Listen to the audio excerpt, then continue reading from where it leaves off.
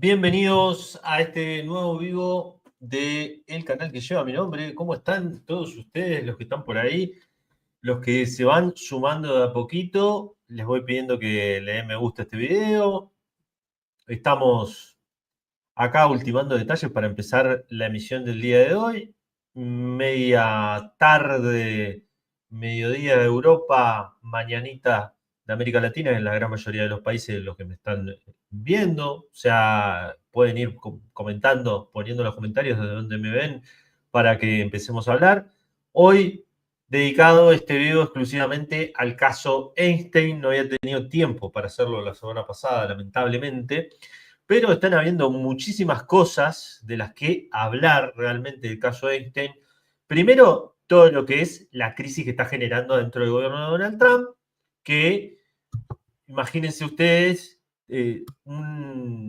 una tribu como lo es la tribu Maga, que está poblada de gente que es la encarnación del meme de las personas que tienen un sombrero de papel o un sombrero de metal, conspiranoicos. Para mí el mayor meme es el que refleja esto, es el del, ahora lo voy a poner, eh, de un tipo que está totalmente ido acá. El, es la encarnación misma, la tribu de Trump, de este meme que ya les voy a poner, porque está repleta de conspiranoicos y de gente que ha utilizado medias verdades para construir una carrera y a la vez culpar de todo a los demócratas, al establishment constituido, que en realidad, vamos a ser sinceros, los trumpistas o Trump, el propio Trump, forman parte del mismo establishment. Lo que pasa es que lo único que los diferencia de ese establishment quizás es que por ahí no son los más ricos de los ricos, sino que son la tribu que vienen 2 o 3 pasos atrás de los dueños de JP Morgan, de los dueños de BlackRock, de los dueños de distintos bancos que son realmente los más pesados de los pesados. Pero bueno, son gente que realmente construyeron una carrera diciendo, culpando a todo el mundo de haber participado en el caso Einstein. Lo usaron como una mancha venenosa el caso. Hablaba de este meme. Casi todos los demócratas son los de republicanos, o los magas son como este meme de Always I Sun en Filadelfia, siempre hay sol en Filadelfia, esa gran serie cómica muy buena. Bueno, la cuestión es que, claro, toda esta gente está que trina y ha culpado a Trump, ha culpado a la jefa del Departamento de Justicia, ha culpado al jefe del FBI, Patel, que incluso le sacaron que supuestamente se había casado o que se casó, se juntó con una cantante de country de 26 años que en realidad es un agente del Mossad que lo tiene intervenido a este señor. Le armaron un expediente ahí que la persona esta pertenece a una organización que es liderada por una ex oficial de las Fuerzas de Defensa israelí, del ejército israelí. Entonces, bueno, le empezaron a hacer todos los nexos a este Keish Patel, el jefe del FBI, y le empezaron a decir que también él estaba encubriendo todo el caso porque, bueno, básicamente, gente, este es un caso que hay mucho olor a servicio de inteligencia israelí por todos lados, ¿no? Entonces, el mismo día que está por llegar Benjamín Netanyahu, el caso se anuncia después de que se entregan carpetas a distintos influencers de extrema derecha, de MAGA, de que acá no ha habido nada, acá no ha pasado nada, estos viajes en el jet, en el avión privado Lolita de Einstein no existieron, las fotos con científicos, con estudiosos de Harvard, con banqueros, con personajes de Silicon Valley tampoco existieron, los comentarios de Einstein con los periodistas diciendo yo conozco muchos secretos grandes personajes como Elon Musk o de otras personas y grandes sus gustos sexuales y también cómo le gusta consumir drogas, cosas que sostuvo Einstein, por ejemplo, en una entrevista con el New York Times cuando estaba promediando su caso, donde ahora ahí pongo un extracto de esta entrevista que es una entrevista que le hacen a Einstein en el medio del caso, donde va un periodista a visitarlo y lo primero que ve el periodista, James Stewart, esto es 2019, un poquito más, o sea, esta visita del periodista ocurre el 16 de agosto de 2018 a la mansión de Manhattan que tenía Einstein, una mansión que hay que hacer un paréntesis, y acá vamos a hacer una presentación intentando ordenar un poco las cosas. Esa mansión fue comprada por un fideicomiso de una persona que se llama Leslie Wexner, que vamos a ver una foto de él. Es un personaje que está sindicado como el mayor lavador de plata de los sindicatos mafiosos de Nueva York y de gran mayoría de Estados Unidos. Un personaje que construyó una empresa que se llama The Limited, donde Einstein trabajaba, donde Einstein se dice que participó ahí de operaciones de lavado de dinero, y que compró a través de ese fideicomiso la casa de Manhattan, en la cual esta casa que tenía como 4 pisos, donde había 12 habitaciones, donde encontraron que toda la casa tenía un sistema de cámaras, que tenían discos duros, posiblemente con gran parte de las filmaciones de la cámara, pero que durante la investigación, cuando llegan los investigadores, presentan todo menos lo que había en la caja fuerte, que eran estos discos duros, estos CDs. Inmediatamente después de que hay el allanamiento, cuando van a ver el contenido de esta caja fuerte, que no estaba precintada, se mantenía igual, pero no se lo habían llevado. Entonces no hay serias dudas de que se hayan cambiado esos discos duros, pero bueno, desde que era propiedad de esta mansión de Leslie Wexner, se sabía por varios comentarios en medios de comunicación, revistas, en cronistas, que era una casa que estaba llena de cámaras. Algo extremadamente raro. Bueno, este Leslie Wexner, que se supone que es el padrino, se lo presentó como el padrino Einstein, que lo introduce en todo el mundo, todo el mundillo, que lo termina introduciendo en el establishment o en el círculo íntimo, círculo rojo de los grandes empresarios estadounidenses, una persona que aparte tenía Victoria's Secret, que una compañía de lencería erótica muy conocida, que hacían desfile de pasarela con modelos de alto nivel, también donde hay serios señalamientos de abuso sexual, de acoso laboral contra estas modelos, y bueno, y había un círculo ahí en el que pertenecía Einstein, y claramente con este cierre de la investigación acá no ha pasado nada, siga. En ese momento, un año antes de su arresto, James Stewart, este periodista del New York Times, lo va a visitar a Einstein y dice que su impresión principal fue que durante 90 minutos Einstein conocía una cantidad asombrosa de personas ricas, famosas y poderosas y tenía fotos que lo demostraban. También afirmaba saber muchísimo sobre estas personas, algunas de ellas potencialmente dañinas o embarazosas, incluyendo detalles sobre sus supuestas inclinaciones sexuales y con su consumo de drogas recreativas. Así que uno de los primeros pensamientos al enterarme del suicidio de Einstein fue que muchos hombres prominentes y al menos unas cuantas mujeres debían estar respirando aliviados porque lo que sea que el señor Einstein supiera se lo había llevado consigo a la tumba. Y bueno, una de las cosas que dice que más le llamaron la atención cuando va a la casa de Einstein un año antes, que lo recibe una joven él dice, o tenía 20 años o era una adolescente, estaba al finalizar su adolescencia. Y esta es una de las muchas cosas, incongruencias que hay, pero vamos a escuchar. Primero, antes de todo, voy mandando un saludo a Josefina Lorenzo, que es prácticamente una abonada permanente de todos los vivos. Un saludo para vos, Josefina, que está siempre presente ahí. Y saludo a toda la gente de Pachuca. Y vamos a escuchar lo que decía antes de todo el escándalo el señor Trump y lo que decía después. Esto lo da en una entrevista en Fox News. Would you declassify all those institutions? You're right. Some people think that one way to build trust is to declassify things that everyone's talking about. I know you talked earlier about, I don't want to be a conspiracy theorist. So if you were president, would you declassify, you can answer yes or no to these, Would you declassify the 9/11 files? Yeah, Would you declassify JFK files? yeah. Would I you? did. I did a lot of it. Would you declassify the Epstein files? Yeah, yeah, I would. All right. I guess I would. I think that less so because, you know, you don't know it. You don't want to affect people's lives if it's phony stuff in there because there's a lot of phony stuff Yeah. with that whole world.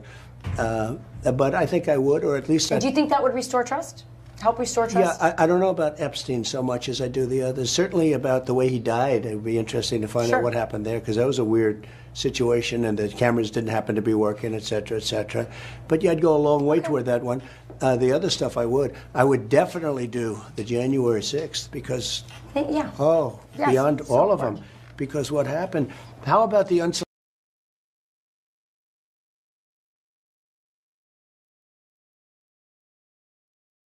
hoax with all of now she's given us just a very quick briefing and in terms of the credibility of the different things that they've seen, and I would say that, you know, these files were made up by Comey, they were made up by Obama, they were made up by the Biden, we went through years of that with the Russia hoax, with all of the different things that we had to go through. We've gone through years of it. But she's handled it very well, and it's going to be up to her. Whatever she thinks is credible, she should release, yeah.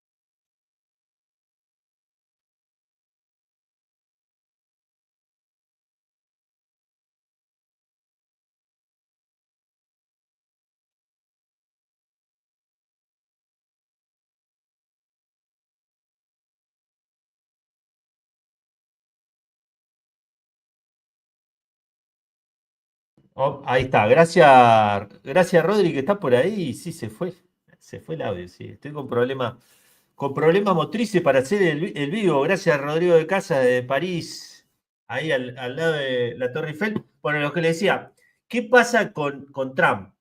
¿Qué pasa con Trump que cambia esta postura? Primero dice, no, lo voy a revelar. Lo que pasa es que tiene muchas comunicaciones privadas de la gente. Realmente es un asunto privado que puede revelar muchas cosas. Recordemos que hay varios procesos judiciales. Hay un proceso judicial en la Florida donde se lo condena a Epstein por tráfico de menores y por prostitución prácticamente infantil, donde había un gran número de menores de edad, donde se llega a un juicio abreviado. En ese juicio abreviado hay una gran incógnita porque hay un juicio abreviado, porque él podría haber recibido una condena de 13 años y termina recibiendo por este juicio abreviado este acuerdo 13 meses de prisión en suspenso, entre comillas, que se terminan convirtiendo en trabajo social y recibir un par de lecciones.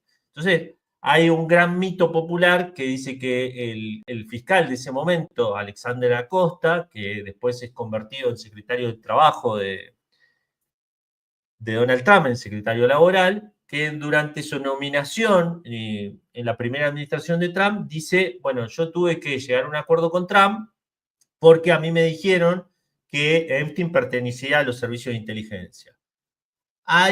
Esto sale a través de una periodista que es una de las biógrafas del caso Epstein, que se llama Victoria Ward, que ha escrito en Vanity Fair, en Daily Beast. Ella dice que esto se dijo en esa declaración, no hay más registro de lo que ella dice. Por el otro lado, Epstein ha dicho muchas veces, a través de otros reportajes, que él pertenecía a algún tipo de servicio de inteligencia. Ahora, ¿qué pasa con Donald Trump? Donald Trump fue amigo de Epstein durante los 90 y durante los 2000. No se sabe bien por qué se pelearon, pero bueno, en el momento más álgido, digamos, ya cuando pasó promediado 2010, 2012, 2013, ya cuando le empiezan a soltar la mano a Epstein porque dicen, bueno, esto ya pasó de verde claro a claro oscuro. En ese momento, Donald Trump deja de ser amigo de Epstein, pero bueno, hay varias cosas que muestran una amistad muy cercana. The Wall Street Journal saca en el día de ayer una larga nota mostrando, por ejemplo, lo que eran las cartas entre Epstein y lo que eran las cartas entre Donald Trump, porque en un cumpleaños de Epstein del año 2008, creo, ahora vamos a verlo bien, la esposa de Epstein, Maxwell, tiene un nombre muy complicado que si lo llevo a decir ahora me voy a trabar en vivo.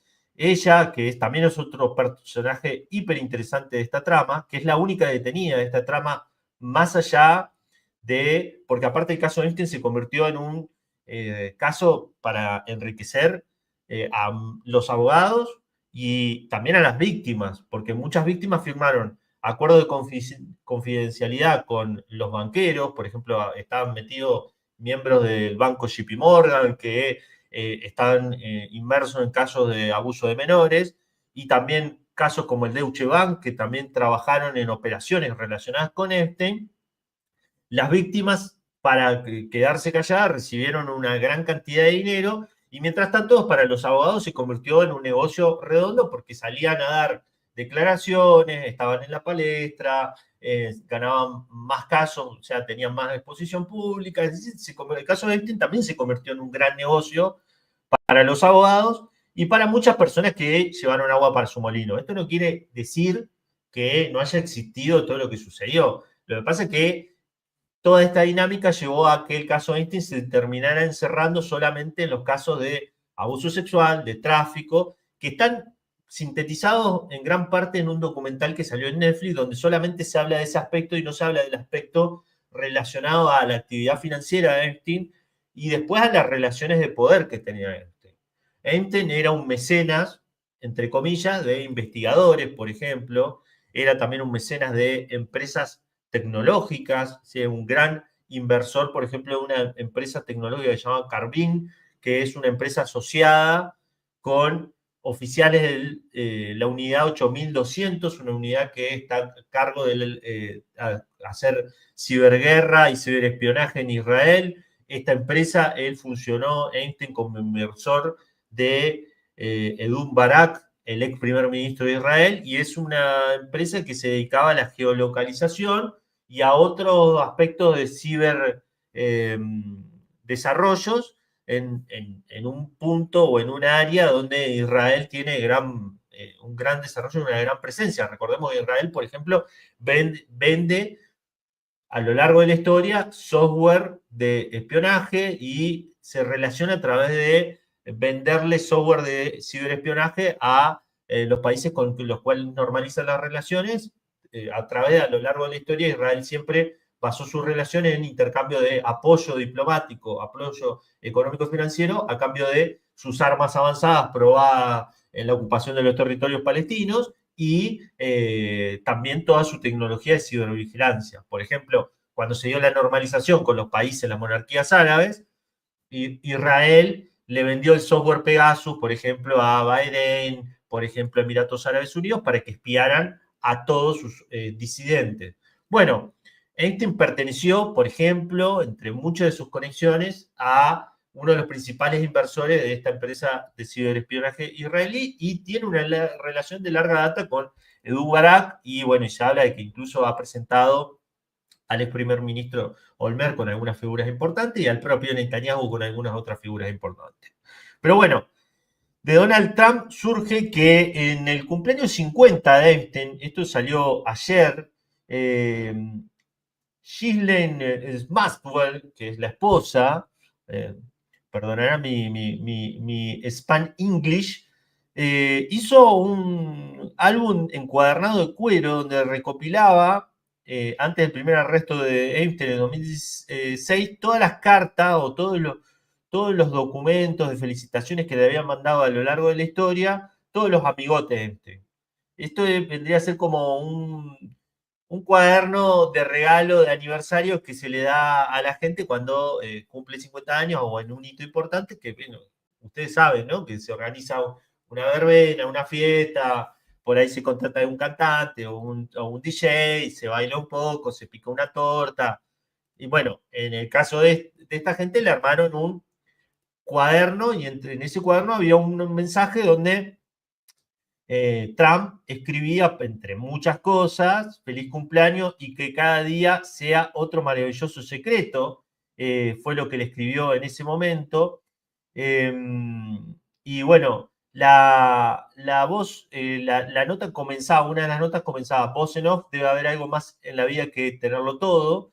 Donald, 2 puntos, sí la hay, pero no te diré qué es. Jeffrey, 2 puntos, yo tampoco, porque también sé lo que es. Donald, tenemos ciertas cosas en común. Jeffrey, si lo hacemos, ahora que lo pienso. Donald, los enigmas nunca envejecen. ¿Lo has notado, Jeffrey? De hecho, me quedó claro la última vez que te vi. Trump, un amigo es algo maravilloso. Feliz cumpleaños y que cada día sea un secreto maravilloso. Obviamente Donald Trump salió a amenazar al Wall Street Journal, que es un medio que aparte es propiedad de Rupert Murdoch, un personaje que es dueño además de Fox News, que entre muchas de las cosas que tiene en el vínculo Donald Trump está la particularidad que Rupert Murdoch, por ejemplo, se comió una demanda de casi $1.000 millones, tuvo que terminar pagando porque en el asalto al Capitolio, en aquel día de enero, después que Trump pierde las elecciones y que manda a sus electores a tomar el Capitolio, y hay toda esta cuestión de Jamiroquai y estos tipos todos locos con bandera estadounidense, y donde muere un oficial de la policía estadounidense que está defendiendo el Capitolio, y manifestantes también trumpistas. En ese momento Fox dice, avala la teoría de que la elección había sido robada y se come un juicio donde Rupert Murdoch se tiene que pagar $1.000 millones y además de eso elige despedir a su presentador estrella de ese momento, que era Tucker Carlson. Lo decide despedir, era el comunicador dentro de la Fox News más trumpista que había. Bueno, Trump amenaza ahora al dueño de Wall Street Journal de que lo va a demandar y que incluso a la periodista. Esto es una práctica que está teniendo Trump con toda la gente disidente de su administración. De hecho, lo primero que llegó fue aplicarle sanciones a los estudios de abogados que empezaron todos los juicios contra Donald Trump durante la administración Biden, prohibiéndoles entrar a los edificios federales, que eso prácticamente que no pueden entrar a hacer su trabajo. Entonces, bueno, muchos de estos estudios tuvieron que entrar en negociaciones con el propio Donald Trump. Esto es una noticia que salió del día de ayer, fresquita, fresquita, y generó la reacción de Donald Trump de decir, bueno, Pam Bondi, por favor, pedile a las cortes que todas las entrevistas del caso Einstein sean reveladas. Y acá hay una gran cuestión, porque mucho del material que se conoce del caso fue revelado en la primera parte de la administración Trump y, y lo que queda ahora son los puntos de investigación del FBI. Y son muy importantes los puntos de investigación del FBI. Es decir, ¿qué estuvo investigando el FBI? ¿Qué vio el FBI en todo este tiempo? Porque, ¿qué sucede? Gran parte de los casos de extorsión y de chantaje sexual en Estados Unidos a lo largo de la historia, relacionados con servicios secretos, relacionados con mafia, relacionados con históricas redes de chantaje, están relacionados con una operación que se hizo en los años 50, en los años 60, durante los tiempos del FBI dirigido por Edgar Hoover. ¿Qué hacía Edgar Hoover? Delegaba a la mafia italoamericana, a Mayor Lansky, entre ellos y a otros más, que juntara a un grupo de celebridades y a un grupo importante de políticos, realizara fiestas y que en esas fiestas acercara mujeres o acercara menores o acercara, o sea, si a alguien le gustaba a una persona de un mismo sexo, también lo mismo, y que le sacara fotos y videos para después chantajear a estas personas para que hicieran lo que ellos quisieran que se hiciera. La mafia lo utilizó a lo largo del tiempo y Edgar Hoover intervenía de alguna manera con esto. Entonces, también es importante para todos los teóricos de la conspiración qué dicen los documentos del FBI respecto a la relación de Einstein con dos aspectos del caso que no están revelados y donde hay solamente migajas, cosas muy sueltas. Uno de ellos es lo que le decía, el caso de chantaje sexual, y otro caso muy, muy importante es el lavado de dinero.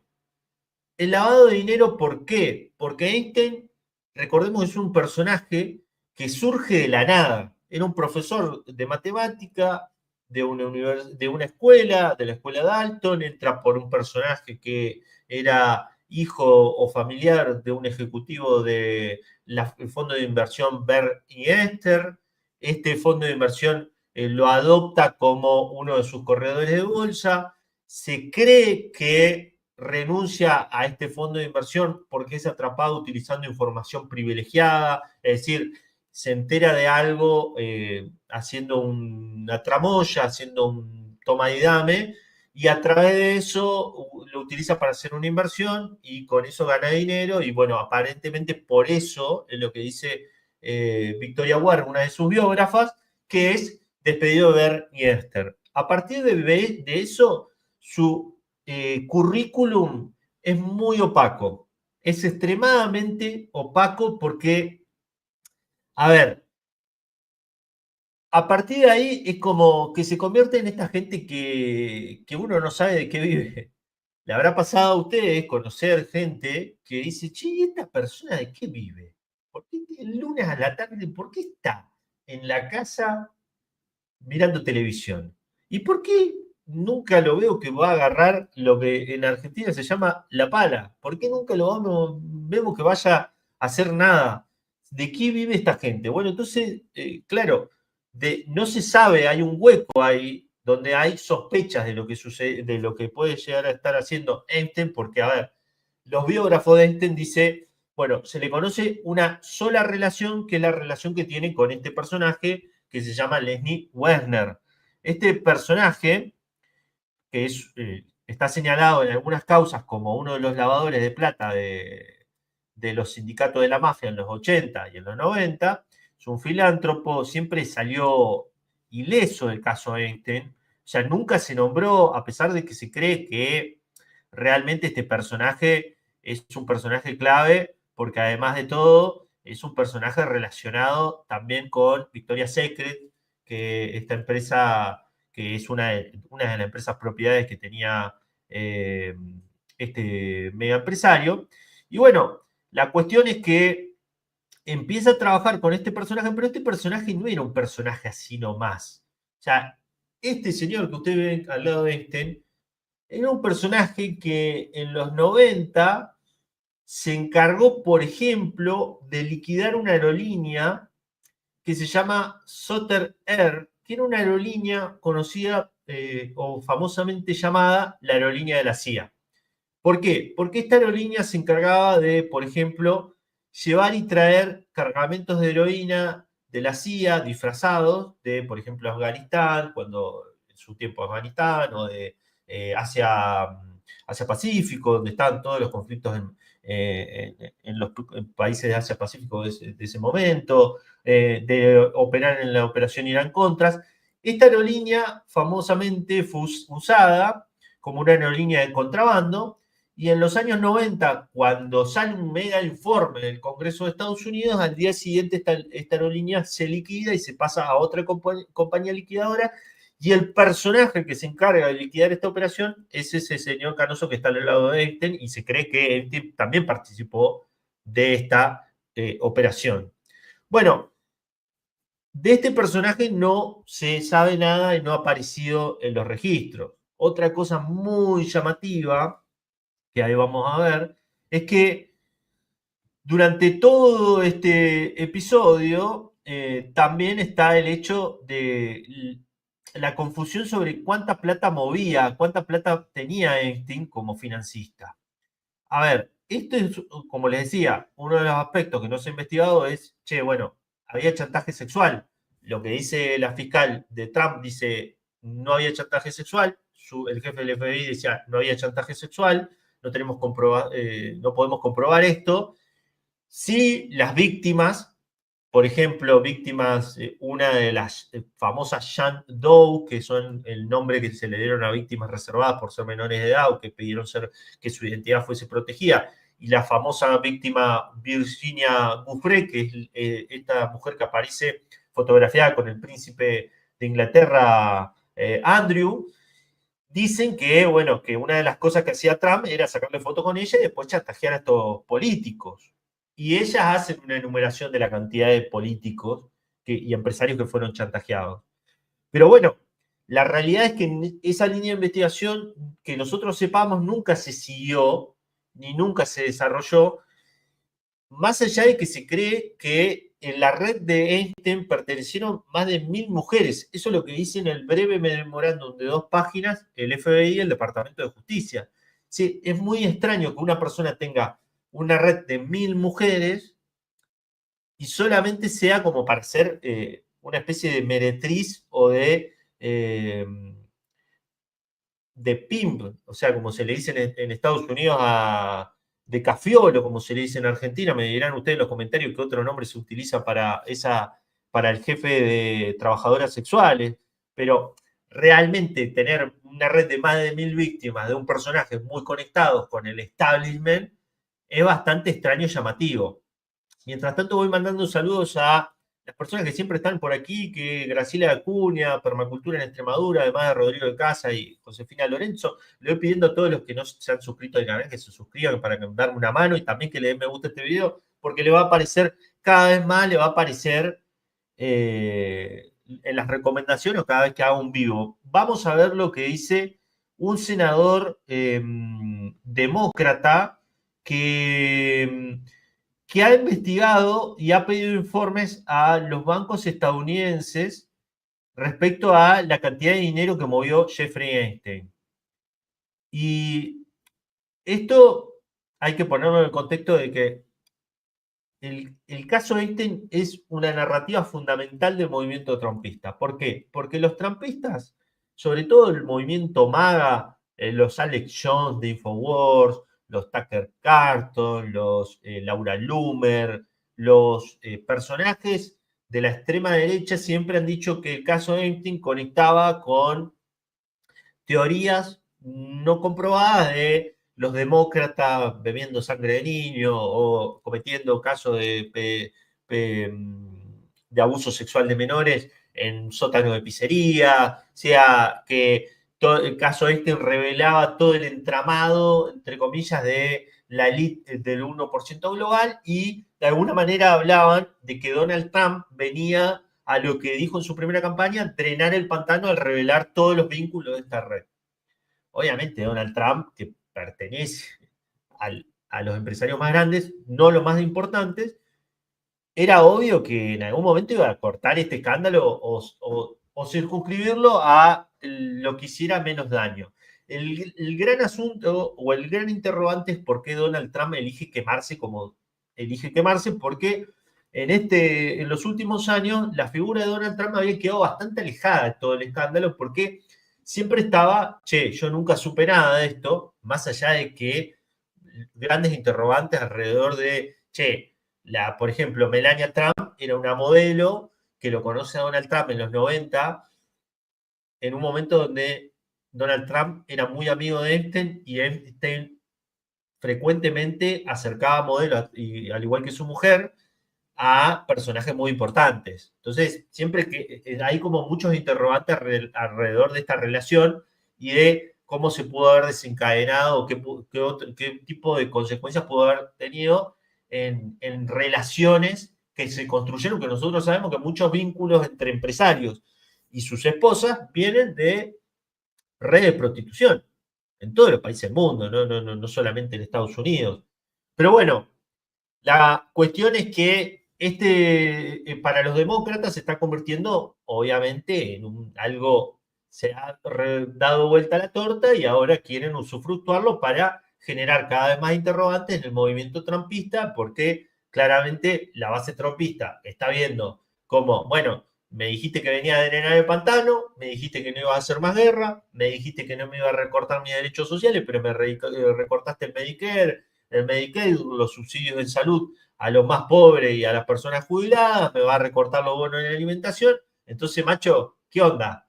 Porque dijiste que iba a drenar el pantano, pero ahora le eliminás los impuestos a los más ricos, no revelás el caso Einstein, te cuadrás con Israel para que su guerra en Irán y coqueteás con empezar una gran guerra regional. ¿Qué onda, Trump? Entonces, en este momento es de donde entran los demócratas, y los demócratas obviamente están tráeme la cuchara para hacer dulce, porque acá hay para meterle al dulce de todo lo que pueda, porque realmente los republicanos están en el medio de una crisis narrativa muy importante. Dijiste que venías a drenar el pantano y resulta que vos sos uno de los cocodrilos que están ahí pastando en ese pantano.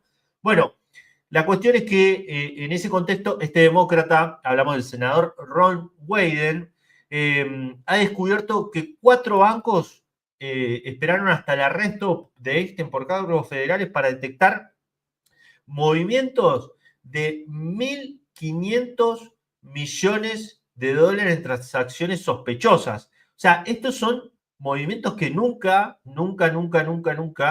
se revisaron. Y son movimientos muy importantes, no son movimientos así nomás, porque si uno empieza a hacer recabar en todo lo que se ha escrito sobre el caso de Einstein, como les decía, Einstein, cercano a este Leslie Wexner, lavador de plata de la mafia, cercano a algunas figuras centrales del caso Irán-Contras, que en los 80 se dedicaban a lavar dinero para el tráfico de armas. De hecho, entre la lista del cliente de Einstein, por ejemplo, estaba el traficante de armas Adam Khashoggi, que era un traficante de armas histórico del caso Irán-Contras.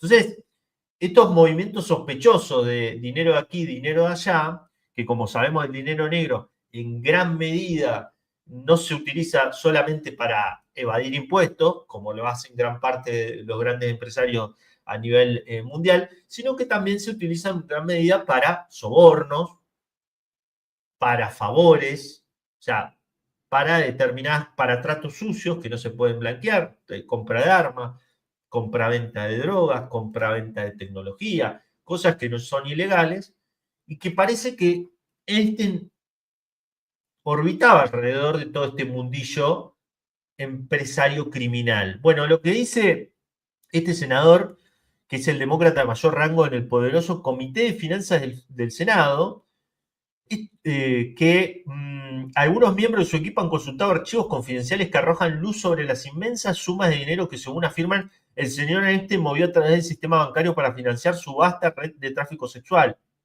En particular, a ver, 1.500 millones de dólares para una red de tráfico sexual, parece como un poco de dinero, ¿no? Porque ustedes piensen, ¿a quién le pagaban? ¿En qué gastaban 1.500 millones de dólares? No tiene sentido que todo ese dinero esté solamente para una red de tráfico sexual. Es una cantidad enorme de dinero. Para darse cuenta es, por ejemplo, el servicio de deuda de muchos países. En particular, los documentos presentados por 4 grandes bancos revelaron que más de 1.500 millones de dólares en transacciones, incluyendo miles de transferencias bancarias para la compraventa de obras de arte para amigos de adinerados, otra gran fuente de lavado de dinero, la compraventa de obras de arte. También honorarios pagados del señor Einstein por personas adineradas y pagos a numerosas mujeres fueron dados por estos bancos, según la oficina del senador. Estos documentos se presentaron después de que el señor Einstein fuera arrestado en 2019 por cargos federales de tráfico sexual. Las transferencias de grandes cantidades de dinero a particulares, países extranjeros o empresas poco conocidas son el tipo de cosas que los bancos deberían examinar como potencialmente sospechosas.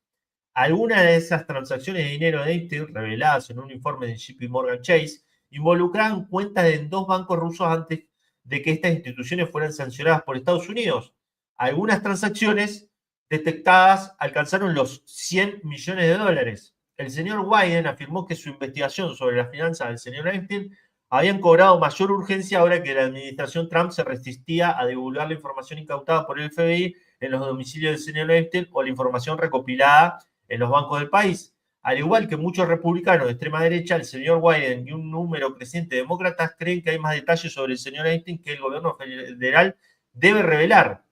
Desde el principio, dice Wyden, sentimos que se trataba de un caso de seguimiento de dinero. Esta horrible operación de tráfico sexual le costó a Einstein mucho dinero y tenía que conseguirlo de alguna parte. Esto también habla de que todo el mundo quiere que no se hable de otra cosa que no sea el caso de tráfico sexual, chantaje sexual o lo que fuese, pero nada de, che, y todo lo demás. Y todas las relaciones, Einstein estaba en la Comisión Trilateral, en el Consejo de Relaciones Exteriores de Estados Unidos, todas instituciones que solamente está la crema de la crema. O sea, Los registros bancarios realizados por el personal del señor Weyden, llamados informes de actividad sospechosa o SAR, tienen como objetivo servir como sistema de alerta temprana para las fuerzas de orden sobre indicios de actividad ilegal. Según lo que dicta la ley federal, los informes son tan confidenciales que los bancos ni siquiera pueden reconocer su presentación y quienes han visto los documentos tienen mucha restricción sobre lo que pueden decir al respecto. Y bueno, los bancos que nombra son el JP Morgan, el Bank of America y el Bank of New York Mellon, y también aparece el Deutsche Bank, que fue un banco que llegó a un juicio abreviado por mover cantidades importantes de dinero de Einstein en todo este escándalo. Bueno, esto es básicamente un aspecto de lo que sabemos. Vamos a ver, yo acá preparé un informe. Sabrán apreciar ustedes acá algunas de las cosas que dijo Trump. Por ejemplo, tenemos una administración perfecta de la que habla todo el mundo y gente egoísta está tratando de perjudicarla todo por un tipo que nunca acaba de morir, Jeffrey Epstein. Párrafo aparte al asuntito, acá tienen la foto de Melania Einstein y Ghislaine Maxwell, que el tema del suicidio de Einstein. Es muy raro lo que sucede en el suicidio de Einstein, que incluso, no sé si ustedes en los comentarios lo dirán, si quieren podemos repasar lo que dice el compañero de celda de Einstein en otro video, porque Einstein no había dado indicio de suicidarse, pero también está el hecho de que una persona tan poderosa, con tanto secreto, puede haber entrado también en alguna situación paranoica y haya decidido, bueno, che, la verdad que esto me excede y se haya podido suicidar. Hay como una posibilidad de que eso haya sucedido. Lo que pasa es que en la investigación es muy llamativo cosas como, por ejemplo, que según una revisión del inspector general de Estados Unidos, la mitad o más de la mitad de las cámaras del centro de prisión de Manhattan, donde estaba este detenido, no funcionaban. Y cuando se pasa el metraje de 11 horas de los momentos anteriores al suicidio de Einstein, hay 3 minutos que no aparecen en la cámara que está afuera de esta celda, que se presentó como la cámara o la filmación que demostraba que nadie había entrado a esta celda durante el suicidio, entre comillas, de Einstein. O sea, hay 3 minutos que se borraron. La fiscal dijo, bueno, lo que pasa es que cada vez o cada día, cuando hay cuando se hace un backup de esta grabación, hay un minuto que se pierde de esta filmación. Bueno, pero hay 3 minutos que se pierden de esa filmación. Que esto fue una noticia que reveló The Wire, un medio estadounidense dedicado a la tecnología, un medio muy bueno que si a ustedes les interesa seguir todo lo que tiene que ver en este momento con lo más distópico de las políticas de control en Estados Unidos de los Parlantir, los Peter Thiel, los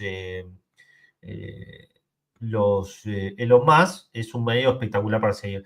Los metadatos muestran que el video RAW de la prisión de Jeffrey Einstein del FBI probablemente fueron modificados. Esto es una nota, saca bastantes notas de Wire, pero lo que dice The Wire básicamente es que después de revisar los metadatos y consultar con expertos se dan cuenta de que el clip de 11 horas fue editado con Adobe Premiere. Pero después llegan a otra conclusión, es que hay 3 minutos del metraje que no aparecen por ningún lado. Entonces, bueno, también estas son las cosas que no ayudan mucho a despejar las dudas acerca del supuesto suicidio o no suicidio de Jeffrey Epstein. Bueno, a ver, en un escueto comunicado, el FBI y el Departamento de Justicia sostuvieron que no se encontró una lista de clientes ni evidencia creíble de que Einstein chantajeara a personas prominentes, ni se descubrió evidencia de que justificase investigaciones contra terceros. Acá, a ver, ¿cómo no puede haber investigaciones contra terceros? O sea, si acá hubo solamente por el príncipe de Andrew tuvo que pagar una cantidad ingente de dinero a Virginia Giuffre por abuso sexual cuando era menor de edad, ¿cómo no va a haber otras figuras que aparecen aparte fotografiadas, aparecen todas retratadas? Para sostener esto, ambas instituciones se basaron en una revisión de 300 GB de datos y evidencia física, donde se incluyó imágenes de Einstein, víctimas menores de edad y más de 10.000 videos e imágenes de material de abuso sexual infantil. Además, porque lo que dicen los investigadores o las autoridades trampistas es que no pueden revelar más nada porque el caso Einstein está repleto de imagen de pornografía infantil. Además, las dos instituciones concluyeron que Einstein se suicidó en una celda de una prisión en Manhattan en base a la autopsia de su cuerpo y las grabaciones de la prisión publicadas en un metraje de 11 horas por las autoridades. Por todo esto, dijeron o se señalaron una de nuestras mayores prioridades es combatir la explotación infantil y hacer justicia a las víctimas, perpetuar teorías infundadas sobre Einstein no contribuye a ninguno de estos fines, sentenció el memorándum. Esto es muy raro porque, a ver, en febrero Pam Bondi había llevado a unos influencers de derecha, le había dado una carpetita con los todos los expedientes que tenía el FBI o alguno de ellos que tenía sobre el caso Einstein. Solamente estaban tachadas algunas figuras, sugerentemente solamente aparecían las figuras demócratas y había muchas figuras que se presumen republicanas que aparecían tachadas, por ejemplo, en los registros de los vuelos privados de Einstein, porque recordemos que Einstein tenía la famosa esta isla en las Islas Vírgenes, que era su propiedad, donde se ocurrían gran parte de las cosas, donde, por ejemplo, hay una foto de Stephen Hawking, este científico, con otras mujeres científicas, se cree, y otros hombres también científicos, se cree, junto al propio Einstein. Bueno, ¿qué más? Bueno, obviamente que nadie se cree esto y saltaron, por ejemplo, Alex Jones dijo, el Departamento de Justicia está encubriendo a la CIA y al Mossad, nadie se lo cree. Laura Loomer dijo que cuando la gente votó por el presidente Trump, la divulgación de los archivos de Einstein fue algo que se prometió a la base, ahora está descontenta esta base y creo que este problema no va a desaparecer, bueno, bla, bla, bla, bla, bla. Y bueno, vamos a repasar algunas de las cosas que me parecen llamativas que dijimos a lo largo de este video, pero que, bueno, una de las cosas que hablamos fue uno de los vínculos con este personaje, Leslie Wexner. Según Catherine Austin Fitz, es banquera de inversión y funcionaria de gobierno estadounidense que ha investigado exhaustivamente la intersección del crimen organizado, los mercados negros y Wall Street y el gobierno de economía estadounidense. Él era un gran lavador del crimen organizado y la mafia italoamericana, que es algo que les dije. Desde que Leslie Wexner apareció en su vida, Einstein ha dicho que fue en 1986, otros dicen que fue en 1989. Ganó aceptación en el establishment de una forma que generalmente no ha llegado a los titulares, fue miembro de diversas comisiones y consejos, formó parte de la Comisión Trilateral, el Consejo de Relaciones Exteriores y el Instituto de Educación Internacional. Aparte, tenía fundaciones benéficas este personaje. Como les decía, se cree una de las principales autoras de todo lo que tiene que ver la trama más oscura de Einstein. Hablamos de Whitney Webb, que escribió un libro que se llama Una nación bajo chantaje. Ella cree que la operación de Einstein era similar a una que había dirigido en los años 60-70 Lewis Rosenthal, un mafioso neoyorquino, y su empleado Roy Cohn. Roy Cohn es una figura que acá aparece, que es una figura de los años 80, considerado el mentor de Donald Trump, que fue uno de los asesores y apareció en la política americana porque fue uno de los asesores de Joseph McCarthy en la época del macartismo. Se recordarán ustedes, en los años 60, cuando un senador empezó con una comisión a perseguir a todos los políticos, empresarios, famosos que tuviesen conexiones en el pasado con algún partido o alguna ideología comunista. Entonces esto sirvió para perseguir a todos los que eran considerados comunistas bajo la acusación de que eran colaboradores de la Unión Soviética, plena Guerra Fría, inicio de Guerra Fría, y entonces este personaje era su colaborador y en los años 80 se convirtió en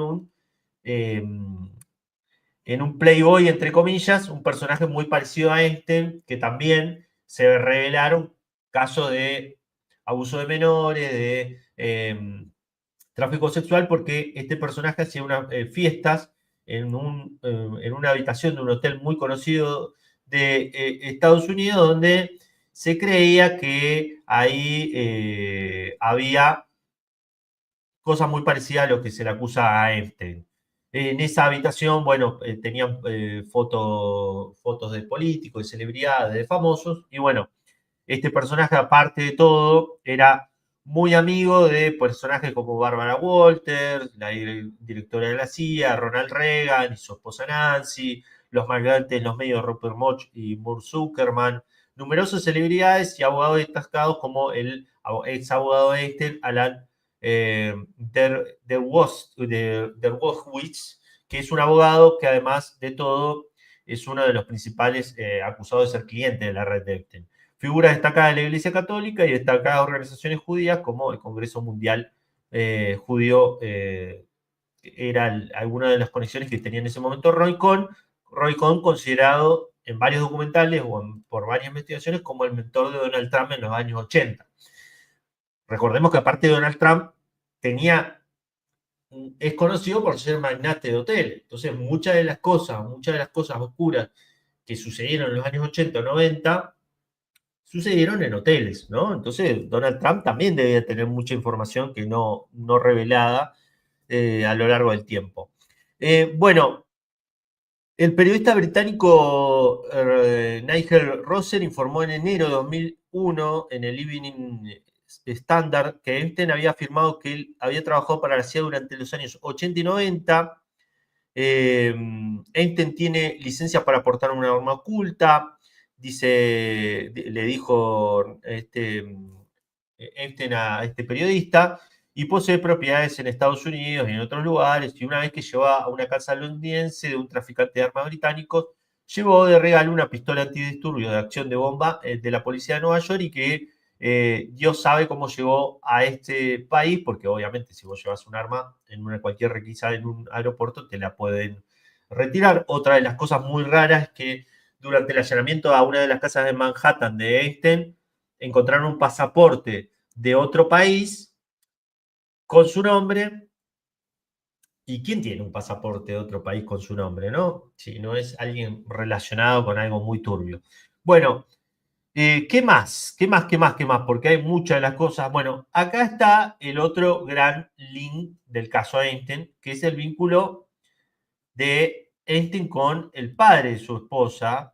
Hablamos de Robert Maxwell, porque Robert Maxwell, claro, para nosotros no significa nada, porque, bueno, por lo menos para mí, yo ya tengo 38, voy para los 40 en cualquier momento, me agarro la cabeza, el paso del tiempo es una cosa leonina.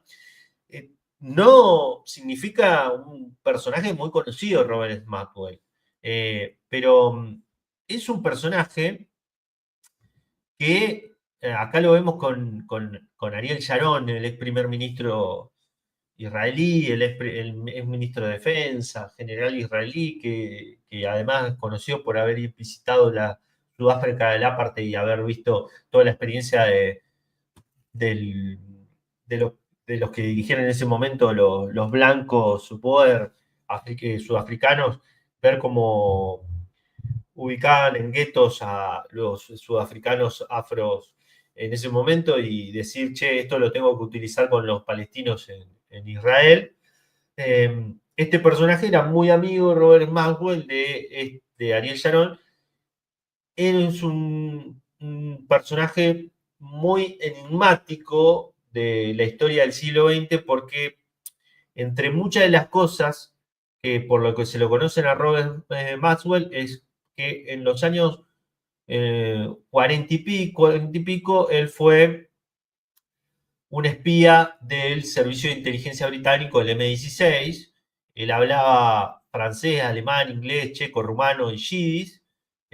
Fue enviado a París en octubre de 1944 para recopilar información de inteligencia sobre un levantamiento comunista que entonces era temido, esto después de la ocupación nazi de París. Y tras el final de la guerra fue enviado a Alemania y en las ruinas de Berlín llevó a cabo misiones de espionaje por cuenta de los servicios de inteligencia británicos. También había realizado viajes encubiertos a Checoslovaquia que se repetirían a lo largo de los años 1940 y 1950, según el Times de Israel. En Berlín, la relación con la inteligencia británica de Maxwell construyó sus cimientos y conoció ahí a Ferdinand Springer, propietario de la editorial Springer Verlag, la empresa que había sido la mayor editorial de libros y revistas científicas del mundo, que tenía una gran cartera de publicaciones pendientes y había en ese momento un público ávido de trabajo académico internacional de tantos trabajos de los que había visto privado durante la guerra. La desgracia de Springer, que a los ciudadanos alemanes se le prohibiera realizar en ese momento entregas en el extranjero, había sido la suerte de Maxwell. Ahí se convirtió Maxwell, a partir de conocer a este empresario este empresario de las revistas, como empezó a recopilar dinero y empezó a comprar medios, Maxwell. Y llegó con ayuda, se cree, de algunos servicios británicos a comprar grandes medios en Gran Bretaña y en algunos otros lugares. A ver, después de conseguir los derechos de distribución mundial para esta multitud de libros pendientes, el joven de 24 años organizó su transporte a Londres en tren y camión. El dinero para esa enorme operación logística parece haber procedido en gran parte de la inteligencia británica. Esta fue la única vez, dijo un funcionario de inteligencia después de la muerte de Maxwell, que el MI6 lo ha hecho para un empresario. Sin embargo, esto no sería la última ocasión en que los vínculos de Maxwell con el servicio secreto serían útiles y rentables. Para la acumulación de riqueza y éxito no pareció esto ser una dificultad, porque Maxwell continuó haciendo operaciones de este tipo para comprar medios.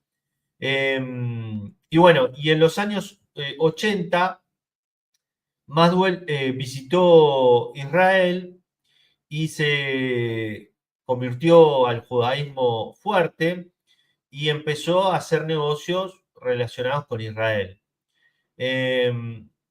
A ver, conoció, por ejemplo, en ese momento al primer ministro israelí Yitzhak Shamir, y después de conocerlo, anunció su deseo de invertir al menos $250 million en la comunidad judía. Durante los primeros 4 años después, su grupo Mirror, porque tenía el Daily Mirror en ese momento, que había comprado, un diario icónico, de hecho se dice que Maxwell salvó este diario de la bancarrota, empezó a ganar ingentes cantidades de dinero, que Maxwell inyectó comprando periódicos, invirtiendo en empresas farmacéuticas y de alta tecnología, ascendiendo así al rango de mayor inversor individual de todo el mundo.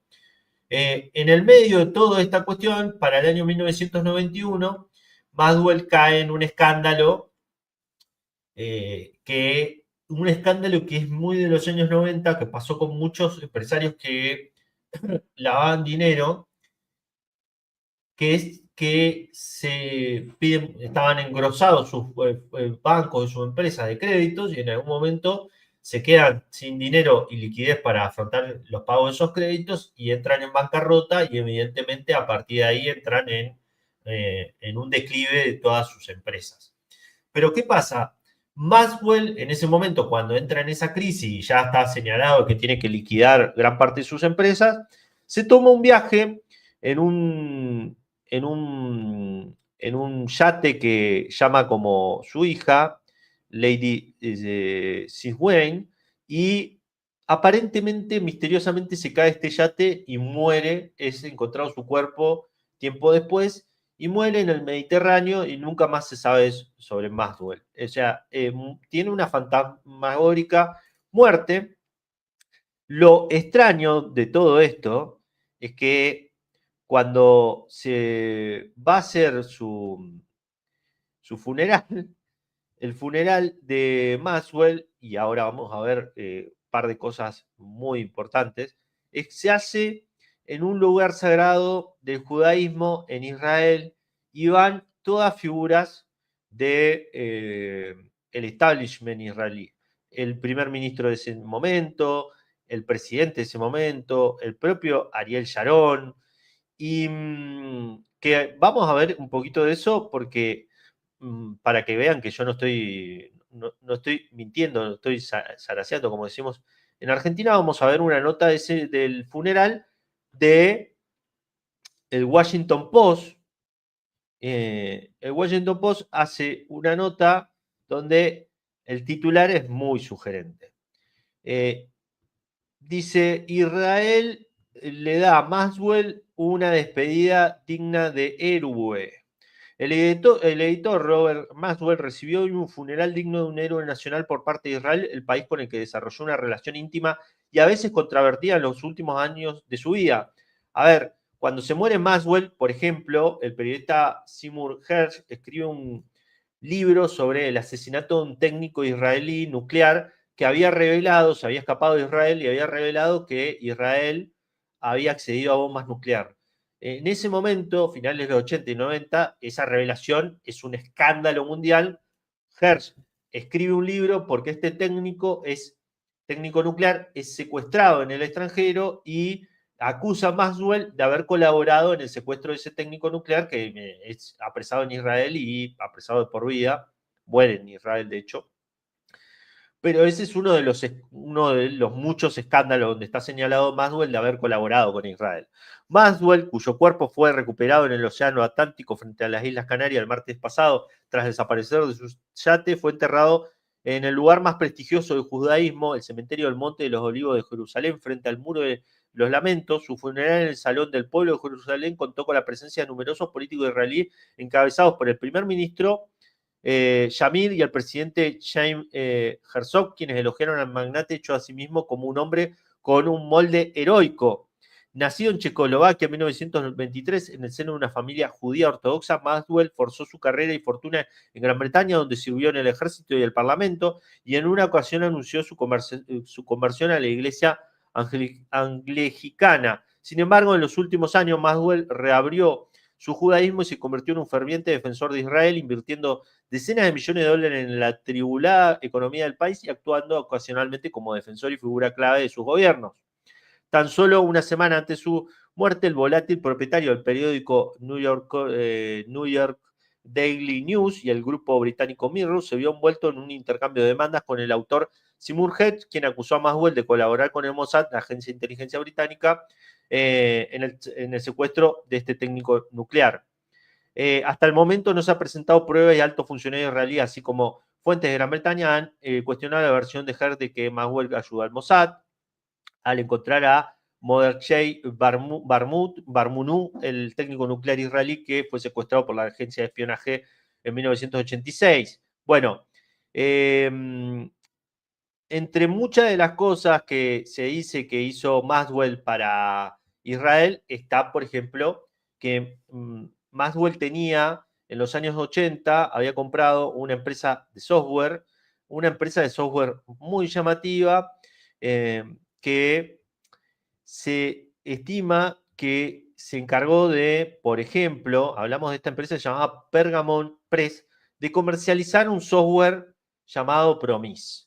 Este software, Promise, fue un software que llevó a prácticamente una batalla judicial en Estados Unidos porque fue un software que el propietario acusó a autoridades estadounidenses y a algunas figuras claves de ese momento del gobierno de la administración de Ronald Reagan de querer robarle su software y de querer armar una puerta trasera para utilizar este software como comercializarlo, porque era un software de soporte en ese momento para unificar todas las bases de datos, y que se creía que ese software tenía la posibilidad de espiar a todos los países compradores de este tipo de software llamado Promise.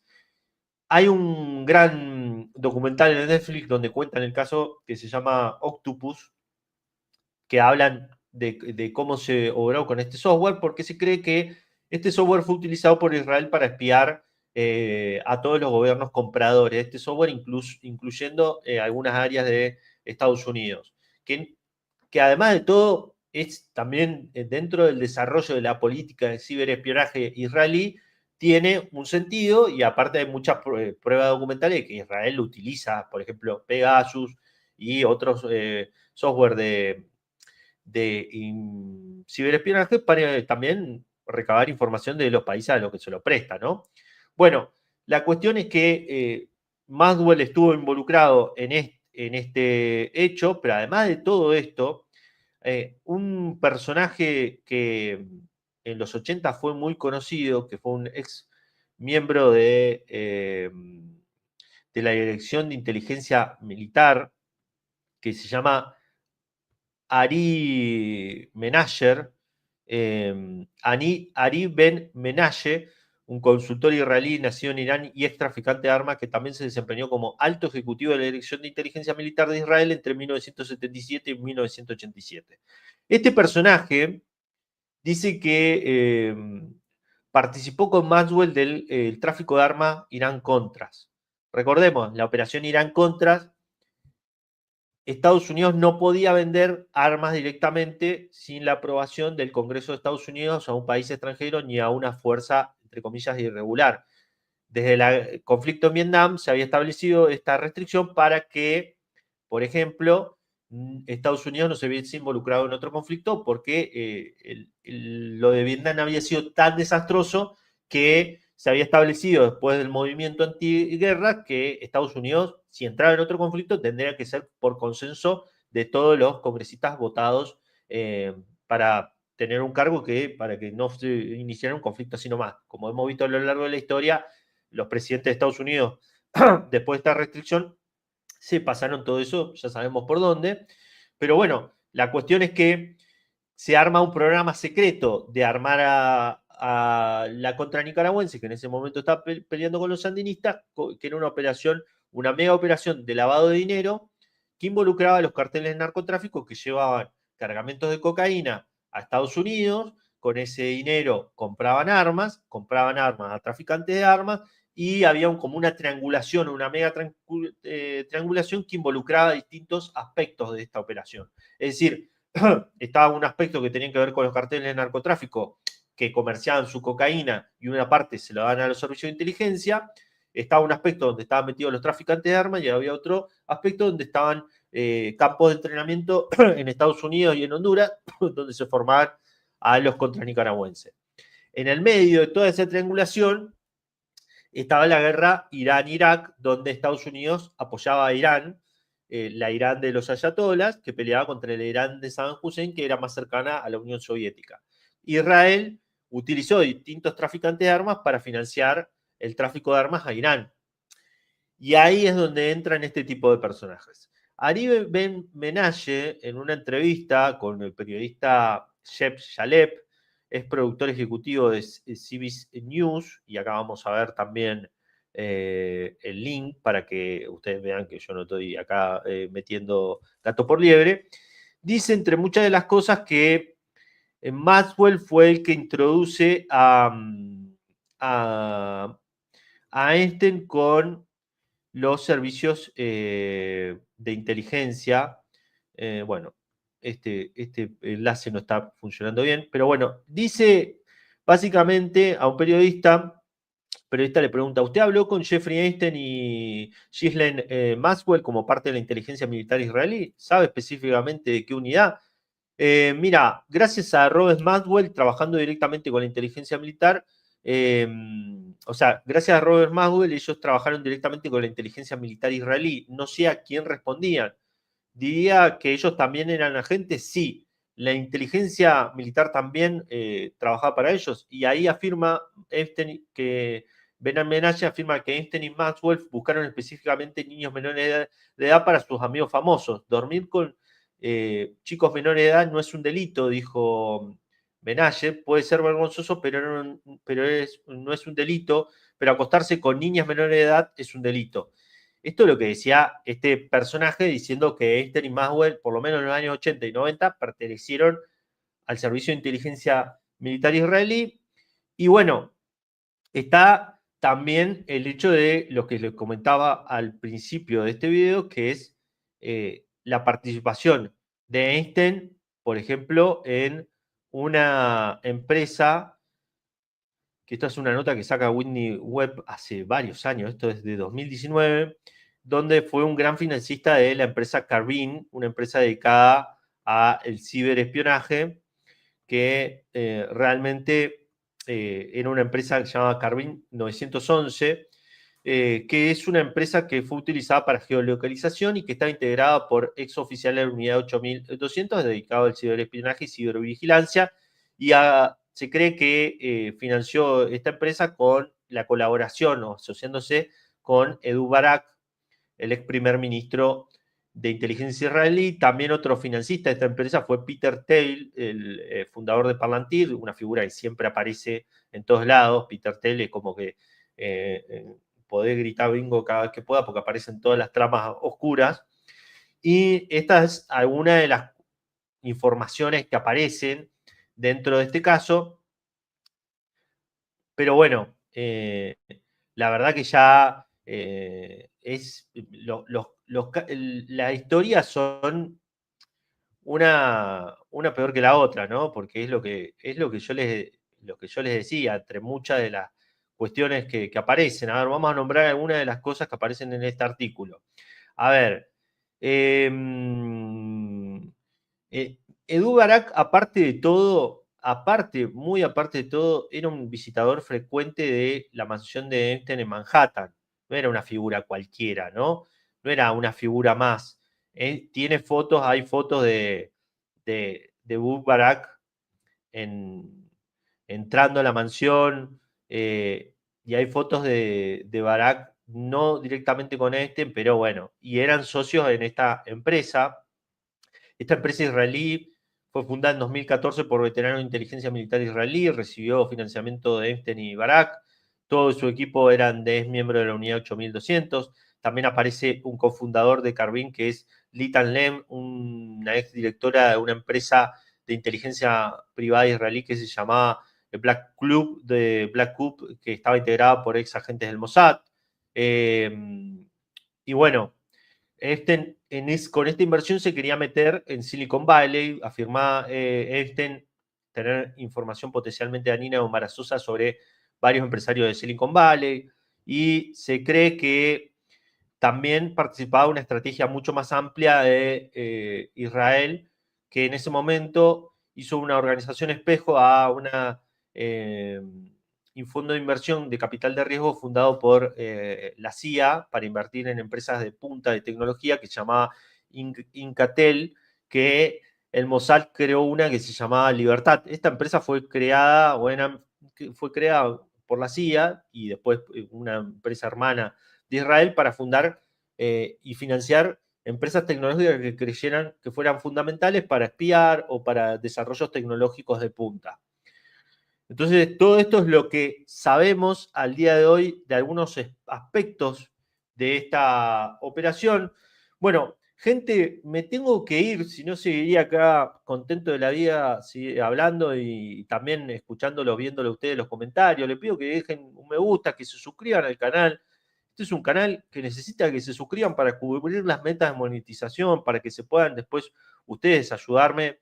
Por ejemplo, entre muchas cosas, con alguna suscripción, mientras puedo monetizar los videos, las vistas y todo lo que tiene que ver con el contenido acá, y para poder, por ejemplo, que esto salga cada vez mejor, que la imagen salga cada vez mejor, que el micrófono salga cada vez mejor, y que bueno, también tenga tiempo para hacer videos, informes más cortitos, porque bueno, también me imagino que muchos de ustedes le gustan estos videos de 1 hora, pero bueno, a veces uno no tiene tiempo de ver esto y en 15, 20 minutos, 10 minutos se pueden resumir muchas de las cosas que se dijeron aquí, quizás no con el mismo grado de profundidad, pero sí con muchos puntos en común. Bueno, gente, les mando saludos a todos ustedes, Santa María, que estás por ahí, a Graciela Acuña, que sigue por ahí, a Josefina Lorenzo, Rodrigo de Casa, que estuvo por ahí, a Ángeles, a Permacultura en Extremadura, toda la gente que siempre está bonita pasando por aquí. Les mando un saludo y nos vemos mañana o pasado, que seguramente haga otro video.